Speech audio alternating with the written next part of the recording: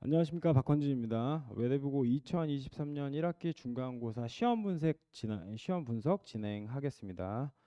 자, 보시면 이제 타이틀 스펙트럼이라고 이제 주제를 잡았고 시험 유형 분석에 대해서 정리할 예정입니다. 해서 본 교재 80%, 주간지 77%, 그리고 테스트 70%, 직보 대략 한 40%, 도합 한 30문제의 시험을 봤는데 대략 한 12문항 정도 정확히 일치했고 전체 이제 적중률은 96.7%이다라고 주장을 하고 있습니다. 그래서 해당 주장에 대해서 명확히 그에 관련된 근거를 제시하고자 해당 영상 마련했고 우리 학생들에게 이제 전체 이제 시험의 맥락과 흐름에 대해서 조금 전달하고자 영상 작업하고 있습니다. 자, 보십시오. 첫 번째 2023년 1학기 중간고사 객관식 30문항으로 진행을 했고요. 시험의 특성 자체는 전년 대비 시험 범위 상대적으로 줄었고 문항수 자체는 증가하였다. 그리고 소단원의 핵심 내용에 대해서 다시 말씀드리자면 원리나 혹은 기본 이론에 대해서 묻는 문제가 굉장히 많았고요. 각각의 사례를 분석하는 내용이 많았지 계산 자체는 거의 없었다라고 말씀드릴 수 있습니다. 해서 소단원 핵심 내용을 다각도로 분석하는 문제가 출제되었다라는 점 말씀드릴 수 있고요. 두 번째 포인트가 사실 중요한 것 같습니다. 이번 시험의 경우에는 난이도가 상대적으로 쉬웠는데 모의고사하고 교과서 부교재에 수록된 유사 그림들이 많이 출제되었습니다. 저희 교재에도 이제 상당 부분 이제 그와 유사한 내용들이 많이 출제가 되었는데 해당 내용 이제 세부적인 내용 이제 문제로 하나하나 확인할 수 있도록 하겠습니다. 킬러 문항 없었고요. 학원 수업 중에 정리했던 영역별 고등학교 2학년 수능 모의고사 다시 고등학교 2학년 과정 수능 모의고사 자료 해석이 포인트였다라는 거 기억하시고요. 그에 반해 이제 보기 자체는 상대적으로 난이도가 그러니까 어렵지 않았다. 그리고 실수 유발할 수 있는 가능성이 있는 문장으로 일부 구성하여서 난이도를 조절했다라는 거 기억하시고요. 배점은 각 영역별로 이제 좀 나누어져 있는데 화학이 40점으로 가장 많았고 물리하고 그 다음에 지구과학 파트가 대략 한 30점 정도로 이렇게 화학의 비중이 굉장히 큰 시험이었다라는 점 말씀드리고 싶습니다. 자, 다음 보시면 난이도별 구성 보겠습니다. 어려운 문항 10문항, 그 다음에 보기는 보통의 경우에는 대략 한 13문항, 쉬운 문항 한 7문항 됐고요. 그리고 영역별로 보시면 앞서 나누었죠. 그래서 우주 생성, 원소 생성 대략 이렇게 우주의 시작과 원소 생성, 그쵸? 죄송합니다. 6문항, 그리고 무거운 원소 생성의 대략 3문항, 원소 주기성이 8문항이고요. 화학 결합과 다양한 물질이 대략 5문항. 그래서 원소 주기성보다 화학 결합이 치우쳤으면 이제 난이도는 높아졌을 건데 상대적으로 해당 내용 즉 과학의 이제 본질을 묻는 문제가 많았다라는 점 계속 언급하고 있습니다. 자, 마지막으로 보시면 중력과 역학적 시스템 총 9문항이었는데 마찬가지 계산은 거의 배제된 상황입니다. 해서 문제 유형 보시면 모식도하고 그림 해석하는 문항이 대략 23문항으로 나왔고요. 수능 변형이 6문항, 학교 화학 수업 시간에 이제 정리했던 내용이 대략 한 4문항 정도 나왔다 해서 총 정리해서 이제 간략하게 이야기하자면 체감 난이도는 상대적으로 쉬운 편이었고 지구과학 9문항 그다음에 화학 13문항에 40점 화학의 비중이 높은 시험이었다라는 개론 말씀드릴 수 있습니다. 영역별로 이제 분석을 해보고 싶은데요. 자, 첫 번째 지구과학은 총 9문항 이렇게 구성이 되어 있습니다. 지금 이제 나와 있는 이 구성의 경우에는 프린시플은 제 본 교재에 해당됩니다. 그래서 1번 예를 들어서 빅뱅 이후 우주 변화와 입자 생성에 대해서 시험 문항이 나왔는데 우리 본 교재 페이지 23페이지 5번과 유사 유형이었고 시그니처라고 하는 건 이제 주간지가 되겠죠. 그래서 책은 대략 한 4, 5개년도의 기출 플러스 기출의 유형 변형 그리고 서술 거기에 고난이도까지 이제 포함되어 있는 주간지에 해당된다. 과제장에 해당되는 거고요. 테스트의 경우에는 저는 이번에 누적해서 계속 테스트를 진행했습니다. 맨 첫 주차 이제 수업 이후에 테스트가 반복적으로 진행이 됐는데 그 테스트에 우리 학생들 정답률과 오답률 확인한 후에 마찬가지 2주차에 이제 중복해서 반복했고 그리고 6주차까지 가다 보니 시간 자체는 이제 정해져 있는 상태에서 문항수가 길어졌죠. 그래서 이제 단시간 내에 이제 좀 빠르게 정확히 풀 수 있는 훈련을 했다라는 점 강조하고 싶고요. 마지막 테이크오버는 이번 시험 대비 때 처음으로 진행을 했습니다. 즉 직보 때 이제 뭔가 전체 정리가 반드시 필요하다라는 생각을 하였고 해서 문제집 형태로 이제 제출 이렇게 배부를 했고요. 그래서 이와 같이 테이크오버의 경우에는 각 출판사나 혹은 기타 등등의 내용 중에 좀 어려울 수 있는 문항들로 구성을 했고, 물론 거기에 이제 가로치기 넣어놨죠. 개념에 대한 정확한 정의 혹은 단어 정확히 알라고 확인하는 작업이 필요하지 않나라는 생각하에 이렇게 자료를 구성하였습니다. 해서 시험 대비는 뭐 추가적인 영상이나 혹은 기타 등의 내용도 학교 그 수업 시간에 있는 필기를 정리해서 영상 작업도 했는데 이제 커다랗게 한 4가지 맥락으로 진행을 했다. 자, 다음 보시면 화학의 경우에는 압도적으로 이제 문항수가 굉장히 많은 편이죠. 그런데 거의 대부분 본 교재와 문항이 일치했다라는 점 거듭 강조하고 싶고요. 시그니처의 경우에 이제 상대적으로 빈도수가 적죠. 그 이유즉슨 이 전년도하고 유사한 유형은 거의 많지 않았다. 즉 새로운 개념에 대해서 묻는 문제들로 구성이 되었고 이 전년도보다 상대적으로 난이도가 쉬웠기 때문에 시그니처하고는 이제 조금 상이하지 않았나라는 생각은 하나, 단 이제 문제 구성 자체가 거의 유사하므로 아마도 도움이 되지 않았을까라는 생각을 합니다. 그리고 위클리 테스트가 되는 거죠. 주간 단위의 시험도 마찬가지 이렇게 반복했다라는 점 강조하고 싶습니다. 자, 다음 보시면 물리 파트죠. 물리는 커다랗게 2가지의 맥락을 가지고 있습니다. 하나는 중력에 대한 이제 기본 개념을 묻는 문제, 또 하나는 2차원 그쵸? 운동에 해당되는 거, 즉 자유낙하하고 수평 방향으로 힘 줬을 때 물체가 떨어지는 케이스 있죠. 거기에 대해서 집중적으로 이제 시험이 이렇게 나왔다. 그래서 시그니처하고의 이번에 좀 빈도수가 거의 일치하네요. 그래서 이전 연도 그 기출 베이스로 문제가 구성이 되어 있지 않았나라는 생각을 합니다. 자, 다음 보시면 이제 세부 문항에 대해서 하나하나 정리를 하겠습니다. 현재 PT의 경우에는 첫 번째 이제 번호 되겠죠. 그리고 그 문제의 유형, 난이도는 제 개인적인 생각에 충분히 포함되어 있습니다. 그리고 수업을 했을 때 아이들이 느꼈던 체감 난이도를 기준으로 설정을 했다라는 점 양해 바라시고요. 양해 부탁드리고요.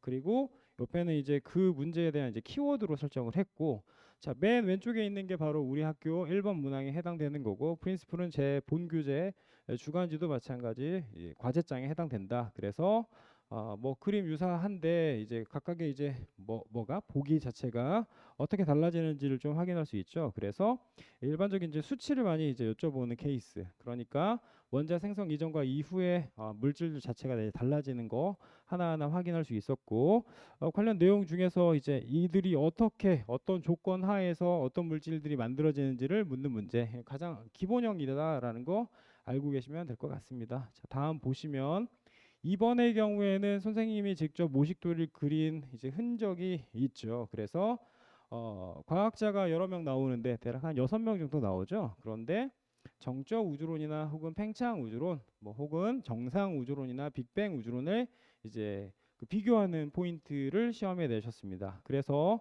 문제가 이제 다른 학교하고는 조금 다른 건 어떤 게 지지하고 어떤 게 대립하는지 모식도를 해석하게 만들었고, 그리고 보기 자체는 한 4개 정도 나와 있는 걸로 보아 각각의 유형을 약간 믹싱하지 않았나라는 생각을 합니다. 그래서 이 문제를 정확히 풀기 위해서는 아마도 빅뱅 우주론 확립 과정에 대한 상호 대립되는 의견이나 혹은 주장하는 바에 대해서 정확히 알아야 되고, 그 물리량이 어떻게 해석되는지에 대해 충분히 이해를 해야 된다 해서 난이도는 중상으로 설정을 했습니다. 사실 쉬울 수 있는데 그래도 시험 때 긴장이나 압박이 분명히 있을 수 있죠. 그래서 이런 유형 변화가 있다라는 점 말씀드리고 싶습니다. 자, 다음 보시면 얘는 이제 모의고사 유형인 거죠. 자, 최근에 가장 화두가 되는 겁니다. 즉 우리 학교에서도 스펙트럼에 대해서 굉장히 자세히 수업을 하셨고, 이 스펙트럼은 뭐 앞서 말씀드리지만 화학원, 물리원, 그리고 지구과학의 우주원에서도 마찬가지로 사용되죠. 그래서 최근에 가장 각광받는 포인트다라는 걸 기억하시길 바라고, 뭐 중학교 때는 뭐 이렇게 선의 색, 위치, 개수, 굵기 이런 거 이제 배웠었죠. 그런데 이제 우리 이제 고등학교 때는 무엇을 배운다? 스펙트럼형을 이제 분석해서 어떤 기체가 존재하는지를 확인할 수 있어야 된다. 혹은 전자전이에 대해서 많이 배우는 케이스가 있습니다. 그래서 요거는 우리 학교에서 수업을 진행할 때 굉장히 선생님이 자세히 수업을 하셨고 중요성에 대해서 여러 번 강조를 하셨기 때문에 난이도가 굉장히 높을 줄 알았어요. 그런데 그에 반해서 조금 쉬운 편이었다. 조금 눈에 띄는 건 이제 에너지 준이라는 단어 이렇게 사용하셨다라는 점. 화원 베이스로 문제 나왔다. 자, 다음 4번의 경우에는 이제 자료 보고 조금 당황스러울 수 있죠. 지구과학 원 파트입니다. 흑채라는 게 머리에 뿌리는 게 아니죠. 흑채는 가상의 구를 이야기하는 거죠. 에너지 흡수해서 100% 방출하는 가상의 물체를 이야기하는데 이 친구 이제 파장에 따라서 빛의 색이 어떻게 달라지는지 그런데 그래프를 이렇게 보지 말고 그냥 요 숫자 하나 보면 되죠. 2.7 켈빈 교과서상에는 대략 3 켈빈으로 나와 있는데 우주 배경 복사가 2.7 켈빈인 이유 그리고 요 그림 자체가 바로 뭐죠? 우주 배경 복사 지도에 해당됩니다. 그래서 균등성에 대해서 이제 물어볼 수 있다. 그런데 보기를 보시면은 이제 어려운 단어는 딱히 없죠. 그래서 왼쪽은 다시 말씀드리지만 우리 학교 시험 문제 여기는 저희 본 교재에 해당된다. 뭐 이렇게 유사한 문제들이 많이 나왔습니다. 자, 다음 이 내용이 이제 앞서 이야기했던 한 3번에서 이야기했죠. 스펙트럼에 대한 이제 에너지 준위. 그런데 설마 이런 거 모르면 안 되죠. 불연속적인 에너지 값을 갖는다. 수업 시간에 굉장히 많이 강조했던 바이고 각각 이제 주양자수 2로 어떻게 떨어지냐에 따라서 상황이 달라진다. 즉 가시광선 영역이다. 뭐 이런 거 설명을 추가적으로 했습니다. 화원 베이스로 수업을 했고요. 이 문제는 이 영상을 만약에 외대부고 20기를 희망하는 친구나 혹은 20기를 합격한 친구가 보게 된다면 요거 기억하시기 바랍니다. 즉 에너지 준위하고 원자 구조에 따라서 에너지가 어떻게 전달되는지 혹은 이들이 스펙트럼으로 어떻게 표현이 되는지에 대해서 이해할 필요가 있다라는 점 기억하시기 바랍니다. 자, 다음 보시면 6번의 경우에는 보자마자 이제 눈에 띄어야죠. 양성자와 중성자의 구성에 대해서 이야기한다. 우리 학교는 쿼크, 즉 기본 입자에 대해서 자세히 배웁니다. 즉 그들의 각각의 이제 전하량의 합이 어떻게 되느냐, 그거 계산할 줄 알아야죠. 업 쿼크는 플러스 3분의 2가 되고 다운 쿼크는 마 3분의 1이 되는데 UUD 합쳐졌을 때 플러스 1 되고 UDD 합쳐지면 0이 된다. 이 정도 기본인 거죠. 그래서 그를 묻는 문제가 이렇게 출제가 되었습니다. 그리고 그들이 즉 양성자와 중성자가 전환이 될 때 코어죠. 당연히 필수에 해당되는데 양성자와 중성자가 이렇게 전환이 될 때 에너지의 유무 혹은 그 상황 컨디션에 대해서 이해를 해야 된다 해서 해당 문제는 상호 전환에 대해서 나온 문제다. 마찬가지 많이 훈련했던 유형이다라는 거 잊지 않으셔야 되고요. 자, 7번이 제가 생각할 때 이번 시험에서 가장 어려울 수 있는 파트라고 사실 꼽았었습니다. 이유인즉슨 학교 선생님이 수업을 너무 자세히 하셔서 웬만한 내용 다 외우느라 애들이 굉장히 힘들었을 건데 보시면 탄소 핵이라는 용어를 사용하고 있습니다. 그러니까 핵융합을 했을 때 단면에 대해서 명확히 인지해야 되고 그 단면을 보고 어떤 별의 진화 상태인지를 확인해야 된다. 즉 이 그림은 단순한 단면이 아니라 별의 일생 혹은 진화 과정에 대해서 중심부의 핵융합이 어떻게 일어나는지에 대해서 명확히 인지해야 된다. 그래서 최근까지의 시험 문제의 이제 컨디션 자체는 이렇게 단면이 다 나왔죠. 근데 이후로는 입체 모형으로 변형이 될 거다. 그리고 각각 지구과학 1이나 혹은 이전 지구과학 2 파트에서 사용됐던 용어들이 시험에 간혹 나올 수 있다라는 점 유의하시기 바랍니다. 자, 다음 보시면 8번의 경우에는 네, 딱히 할 말이 없죠. 문제가 이제 좀 거의 같은데 그렇죠? 성운설에 대해서 태양계 형성 과정에 대해서 시험에 나왔습니다. 단순 암기해라. 수업 시간에 가장 많이 이야기했던 포지션이죠. 그래서 요거는 그냥 외우면 맞추는 문제다. 그리고 이들이 이제 질량에 따라서 어떻게 달라지는지 그리고 그들이 어떠한 그래프 개형을 갖는지까지 심화로 수업을 했으나 아쉽게도 좀 노리고 있었는데 어렵길 바라고 있었는데 자, 아쉽게도 문제가 쉽게 나왔다. 그래서 기본 내용에 대한 단순한 암기다. 그리고 교과서를 반드시 많이 읽어봐야 된다라는 점 말씀드리고 싶습니다. 자, 다음 9번은 이제 생소할 수 있는 그림인 거죠. 그래서 우리 교재에는 이렇게 표기되어 있는 상황들인데 자, 보시면 이제 현재 그러니까 시간에 따라서 태양의 진화 과정이 이제 어떻게 흘러가는지에 대해서 이야기했고 그리고 그를 통해서 물질들이 어떻게 만들어지는지에 대해서 이제 확인을 했다라는 점 기억하시기 바랍니다. 즉 진화 과정, 별의 진화 과정은 태양 기준 혹은 태양의 10배 이 상황이 어떻게 달라지는지에 대해서 분명히 알고 있어야 된다. 그리고 수업 시간에 여러 번 이야기했는데 평균 밀도는 나올 수밖에 없었습니다. 사실 뿌듯하죠. 저런 거 보면은 밀도는 나올 수밖에 없다. 자, 다음 10번은 화학을 어느 정도 하거나 혹은 공부를 좀 하는 학생은 웃어야죠. 되게 감사합니다 하고 학교 선생님한테 인사를 해야 되는 문제죠. 나트륨입니다. 여기 이게 시험이죠. 나트륨 조각인데 나트륨은 전자를 잃어버리죠. 일가에 해당되는 거고 물의 경우에는 이제 나트륨과 반응을 해서 OH- 하고 반응을 하니까 결국 NaOH 수산화 나트륨이 만들어지는 거고 페놀프탈레인 용액 보이자마자 붉은색 바로 떠올라야겠죠. 그렇죠? 그런데 이 문제는 아쉽게도 학생들이 좀 틀렸습니다. 나트륨은 산소와 반응을 잘한다. 맞는 말이긴 하죠. 나트륨은 산소와 반응을 할 수 있습니다. 근데 잘한다는 사실 모르겠고 여튼 반응을 합니다. 그런데 문제의 포커스는 뭐가 돼 있죠? 알칼리 금속이 물과 산소와 반응하는 건 아나. 해당 자료는 물과 반응하는 내용이기 때문에 이제 정답에서 비껴나갈 수 있다라는 점 기억하시고요. 자, 그쵸. 11번 나오자마자 감사합니다를 외쳤어야죠. 시험에 나올 수 있다라고 언급했던 내용입니다. 반드시 이건 나와야 된다. 주기율표는 베이스다.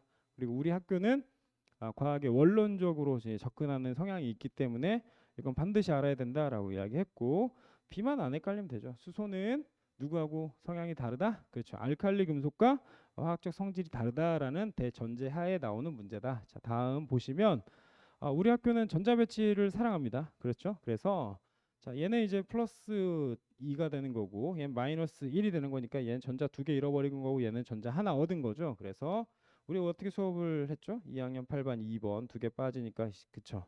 2학년 8반이 되니까 총 전자는 몇 개가 되고 10개가 되고 걔는 네온이 된다. 그럼 옆에 있는 애는 아르곤의 전자 배치를 갖겠죠. 즉 이온이 된다는 건 안정된 상태가 되는 거고 전자의 왔다리 갔다리 와리가리라고 했었죠. 그렇죠. 거기 해당된다. 그리고 12번은 사실 논란이 돼서 제가 오늘 이 영상을 찍고 있는 이 순간 즉 한 2시간 전에 자 중복 정답 처리됐습니다. 그렇죠? 습기 제거제에 대해서 이야기했다. 단톡방에 사실 우리가 시험 보기 전날 올렸다라는 거 기억하시고요. 그리고 이 친구 마찬가지 각각의 전자 배치 이제 표현하고 있는데 각각 다 이온인 거죠. 그래서 플러스 보자마자 전자 잃어야 되고 마이너스 전자 얻어야 된다. 그런데 몇 개씩 얻고 잃으냐에 대해서 정리할 필요가 있다라는 점 기억하시고요. 자, 13번도 사실 방특에 있던 내용이긴 한데 이걸 넣을까 말까 했던 고민했었죠. 그래서 자, 여기 13이라고 되어 있네요.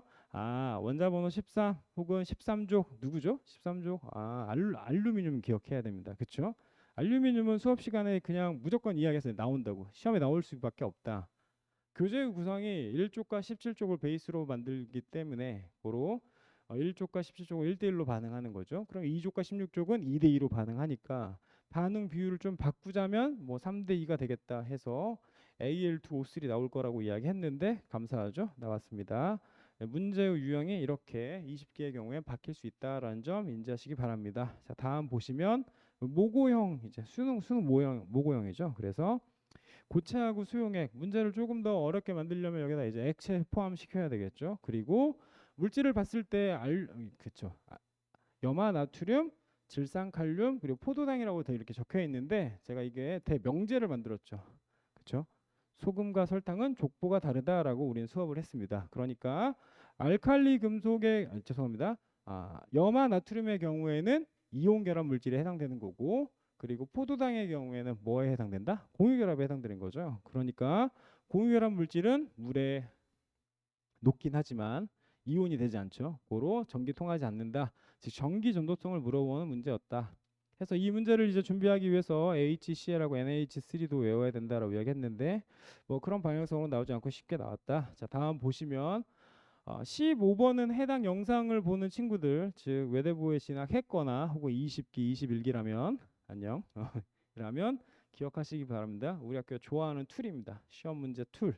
그래서 각각의 특성에 대해서 이제 하나하나 좀 정리를 하고 그 내용에 대해서 어떻게 이제 변환되는지에 대해서 많이 묻는 문제. 기본형 문제죠, 사실. 근데 의외로 실수를 많이 합니다. 이유인즉슨 시험 대비 하다 보면 거의 대부분 수능형으로 좀 준비를 하죠. 킬러 문항이 나올 거라고 생각을 하는데 정확히 기본 지식에 대해서 1학기 중간고사는 쌓는 게 맞다라는 말씀드립니다.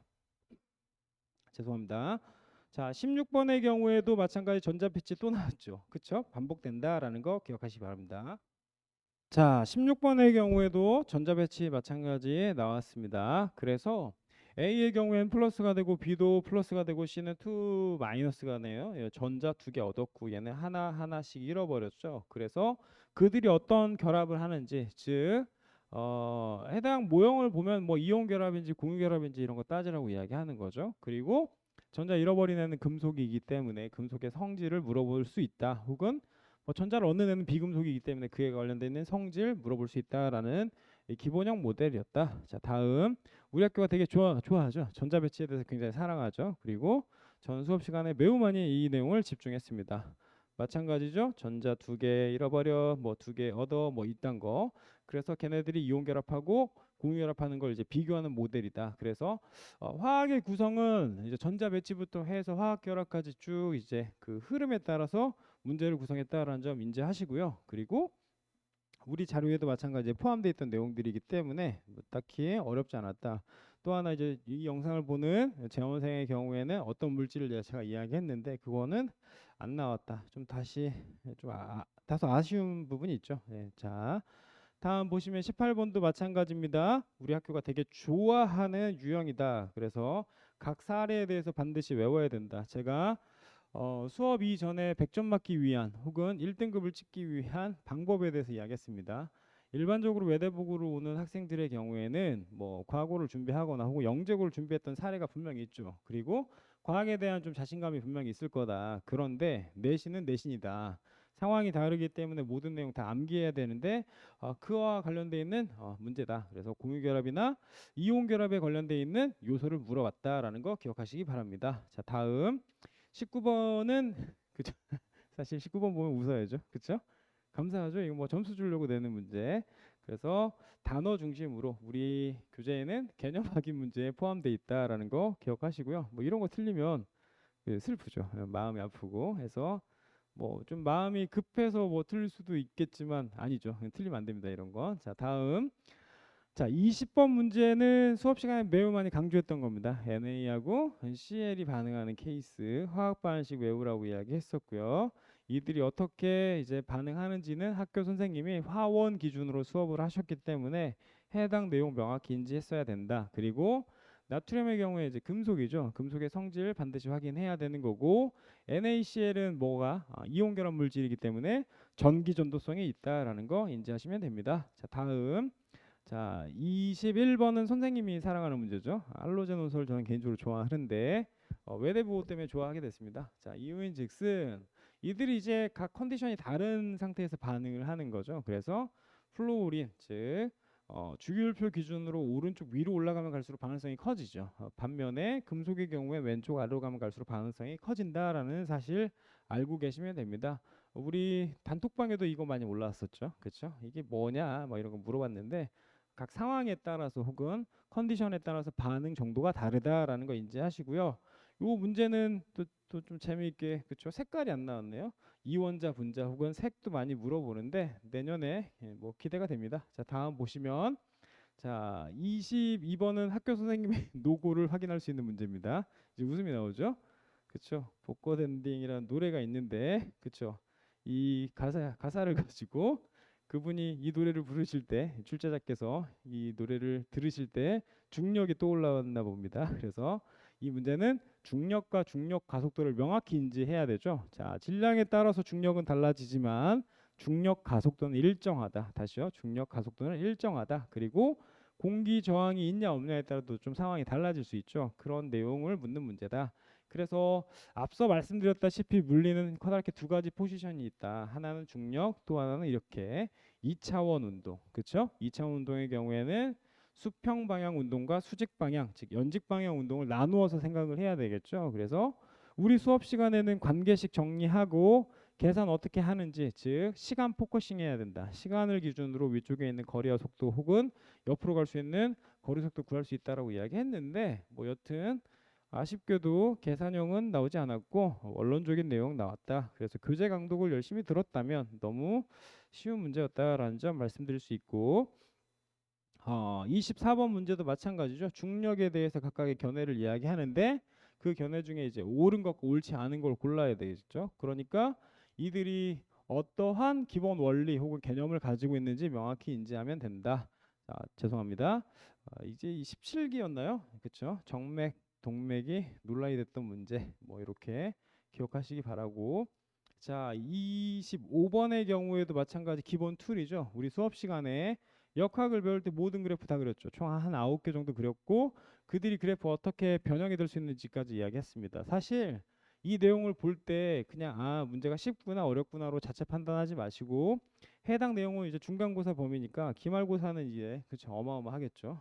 운동량과 충격량이 나옵니다. 그쵸? 그리고 현재 공지된 대로라면 아마 화학 반응이 나와서 거의 물화 집중이 되지 않나라는 생각을 합니다. 해서 요 내용 마찬가지 뭐 나름 수월한 문제였다. 즉 자유낙하하고 있는 친구하고 2차원 운동, 즉 포물선 운동하는 친구가 어떻게 다른지에 대해서 나오는 기본형 문제가 맞습니다. 자, 다음 보시면 이제 문제다운 문제가 슬슬 나오려고 하다가 말은 거죠. 그렇죠? 그래서 자, 이렇게 26번도 마찬가지 포물선 운동 이야기하는 건데 사실 수치로 이렇게 주어지면은 쉬울 수 있는데 문자로 주어져서 이제 정답이 나오는 케이스가 있다. 그래서 저는 개인적으로 이와 같은 유형이 나올 거다라고 이야기를 했던 거고, 그쵸? 단순히 계산에 이제 집착하지는 않았다. 사실 외대부의 이제 수업 틀을 보고서 고난이도로 이제 이렇게 나가야 되나라고 이제 고민을 하다가 위클리 테스트만 난이도를 계속 높였었는데 뭐 나름 수월하지 않았나라는 생각을 합니다. 자, 다음 27번도 마찬가지네요. 그쵸? 지구의 땡땡이에 의해서 신체에 미치는 영향. 말씀드렸죠. 중력이 지구 시스템이나 혹은 생명 시스템에 어떤 영향을 주는지에 대해서는 우리 학교에서는 매번 출제하고 있습니다. 너무 당연한 거죠. 그리고 이들을 이제 풀 때 유의해야 될 건 단어, 그쵸? 단어 집중해야 된다라는 점 이해하셨으면 좋겠습니다. 영상을 이제 작업하고 있는 이 시점에서 이제 요 자료도 마찬가지로 찾았습니다. 찾았는데 미리 작업하고서 이제 하다 보니까 변형을 안 한 거고요. 그나마 가장 어려울 수 있는 문제, 그쵸? 그런데 뭐 그쵸 할 수는 있죠. 높이가 서로 다른 거고 하나는 연직 운동하는 거고 하나는 포물선 운동하는데 그들이 만났다면 당연히 시간은 같은 거죠. 즉 떨어진 시간은 같은 거죠. 그때 각각의 속력 구하는 문제다라는 거 기억하시면 될 것 같고 난이도가 그렇게 뭐 어렵지는 않습니다. 자 다음 보시고 중력에 대해서 또 다시 묻죠. 그래서 거의 중력에 관련되어 있는 개념은 한 네 문제 그리고 포물선 운동도 마찬가지 한 네 문제 정도 이렇게 구성됐다라는 거 기억하시고요. 내년에는 이 정도 나올 수 있다라고 말씀드리고 싶습니다. 자, 또다시 시스템 상호작용에 대해서 많이 묻고 있죠. 통합과학의 포인트가 그렇습니다. 지구 시스템도 마찬가지인 거고 각각의 상호작용이나 혹은 에너지 전환되는 사례가 시험에 많이 나올 수 있다. 예전에 한 4단원 정도 되죠. 거기는 이제 에너지의 전환 파트가 나오는 거고 2단원도 마찬가지 이제 시스템 상호작용이 포함되어 있는데 각각의 사례를 하나하나 이렇게 문장 구조를 나누어서 생각해 보면 되지 않나라는 생각을 합니다. 지금까지 문제 봤는데 난이도 어떻죠? 뭐 나름 나쁜 편은 아니죠. 좀 쉬운 편인 거고 그래서 적중률 보자면은 사실 본 교재와 문제가 거의 일치했습니다. 비슷한 게 비슷한 건가요? 일치했죠. 그래서 저만 그렇게 생각하는지 모르겠으나 23문항 대략 한 80% 적중했다. 이 기출 주간지의 경우에는 77% 적중했고 그리고 테이크오버는 상대적으로 난이도가 높았는데 뭐 그 내용이 이렇게 40% 그러니까 우리 학교의 시험 문제는 사실 어렵지 않았죠. 그리고 테스트도 마찬가지 이 정도 나왔다라는 점 말씀드리고 싶습니다. 해서 현재 이제 재원생 결과 그닥 뭐 많지 않은 학생들이었는데 100점 7명 나왔고요. 95점 이상 71.2% 나왔다. 그래서 전체 육안으로 다 확인하셨죠. 적중률은 제가 생각하는 건 96.7%다라는 거 기억하시고 시험 이제 마무리될 때 설문조사 진행했습니다. 그래서 학생들 응답률은 대략 68% 응답했고 5점 만점으로 이렇게 나왔다. 그래서 조금 더 수업 만족도를 높이기 위해서 혹은 교재 만족도를 높이기 위해서 노력하겠습니다. 자, 기말고사 열심히 노력할 거고요. 외대부고에서 본인의 아름다운 꿈을 이루기 위해 최선을 다하시길 바랍니다. 감사합니다.